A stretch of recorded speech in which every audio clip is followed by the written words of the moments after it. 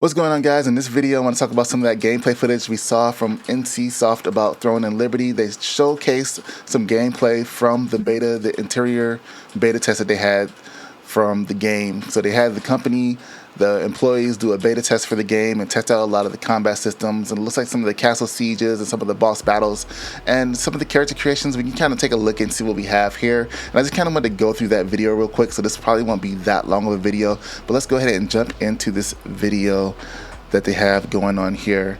So what we have going on here is the offices, of course, with everything on it. And this is the new logo that they have for the game. It's just pretty cool. I like the new logo for it. The character creation is pretty interesting. I think it looks really good. I think the background scenario and everything like that looks cool. One thing I thought was interesting is that it's kind of flipped. Normally we see a lot of things happen on the right. I wonder if that'll be changed for the global release depending on what region releases in. But normally we see all of our character selection stuff on the right. In this case, it is on the left. So we have our face presets going on here. We have hair. These are the different type of hairstyles.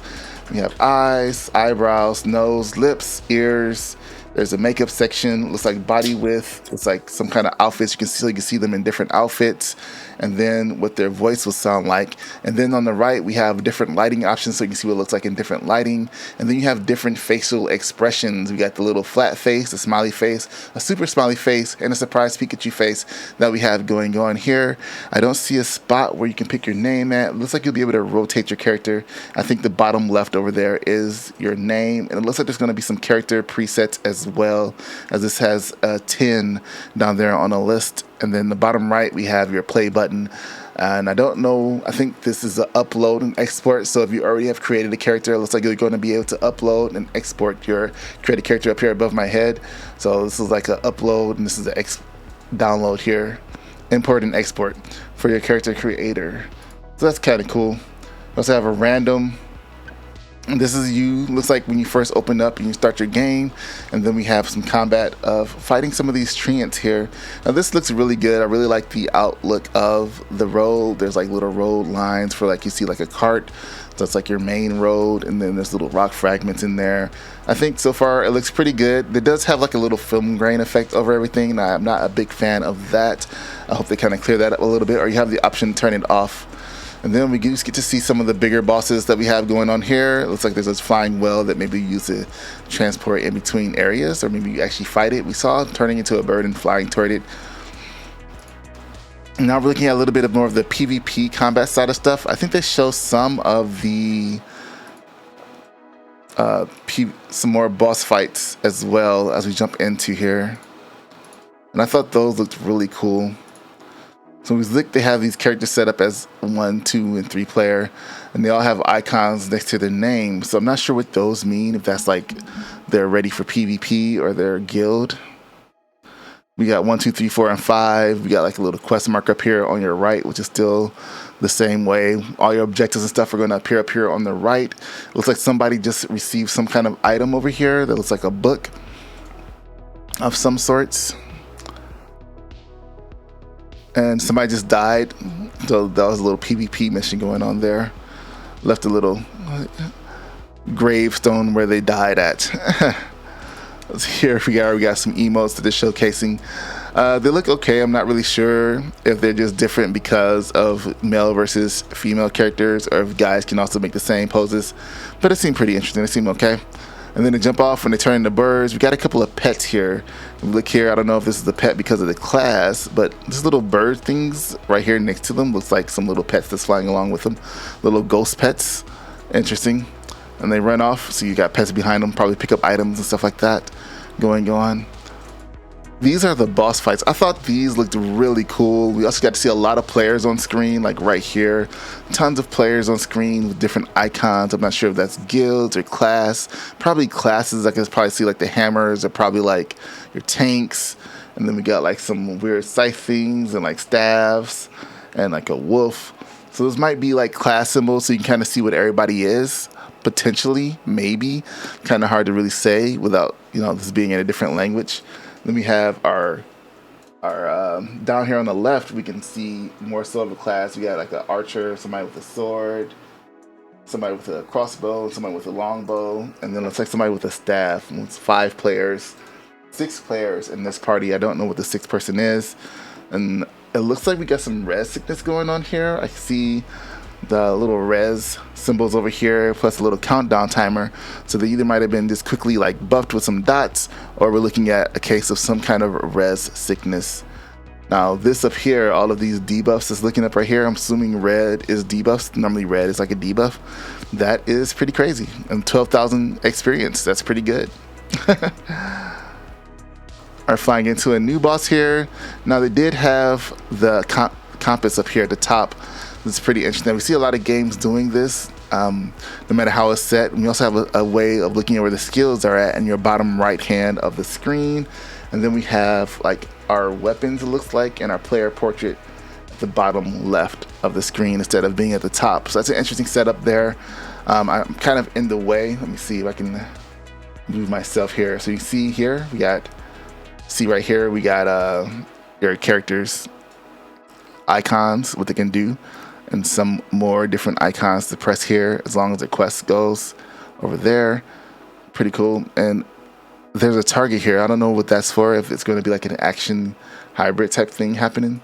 That might be pretty interesting. So they're flying in. This is another boss fight. I thought it looked pretty cool. Again, we have tons of people on the field.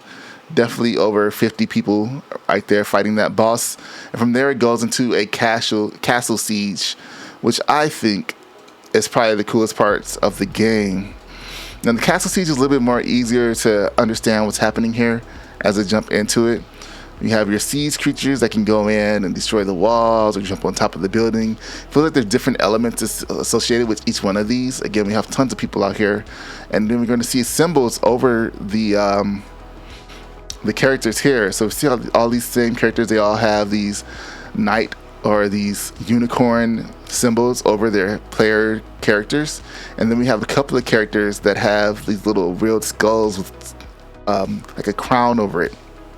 And what that is these are the 2 different factions here. The skeleton people or the skull head people are fighting against the unicorn people. And that is what we are seeing here in this battle, if we were trying to make heads and tails of what's going on. And they did that because there's so many people on the screen at once that they need to be able to easily pinpoint where you are, where your friends are, where other players are at. So we look right here, we got all these unicorn people, we got all these skeleton crown people, and then in the midst of some of the skeleton crown people, we got unicorn people. There's so much stuff going on the screen. It's replacing the nameplates of the characters, and is going towards making it this way easier to see where you are and what needs to be taken care of that way. Then of course at the top right we got a little timer countdown for each part of the siege, or how long it takes you to get into the siege. It shows you can switch weapons in between combat, it looks like, because I did see which is very interesting that the system was in English. I don't know if I can see here, but it's right under the red line here. We see you have entered a safe zone. You cannot attack other players in the zone. No penalties will be applied upon death. Stronger Castle is set as a safe zone. This is after they won the battle, by the way. And one of the times it said switch weapons as well. And of course that is your EULA before you jump into the game. Sign that agreement to make sure it's okay that you're playing the game. I think it looks pretty cool. I think the game looked really good. I think a lot of the combat system, we still didn't understand what was going on, but it was nice to see some real in-game footage of the game as it popped off. See people playing it, see people having a good time with the game. I thought it was pretty cool. Next year is when the game's going to come out. There's still not a release date for it yet. I think they're still targeting around the springtime. Hopefully they'll have another call coming soon towards the end of the beginning of the year, end of the year, and we'll get a little bit more information of where they are in the timeline for Project TL, or Throne and Liberty, as the game is actually called now, from NCSoft. But what do you guys think of this? Did you guys like this little gameplay footage they showed? Do you think it was a little bit too cinematic or chaotic? Would you like to see more of a simplified gameplay for the game, explaining a little bit more of what's happening or how classes are made? Because there's still a lot of questions that we don't really know, and they still haven't updated the main site yet to give us those answers. Like, we don't know how classes are sorted in this game. We don't know if it's just pick up a weapon and you can use that weapon. How does it work? So hopefully we find out some more information about that soon. But until then, guys, make sure you hit that like and subscribe to the channel, and I'll see you guys in the next one. Thanks for watching. Peace.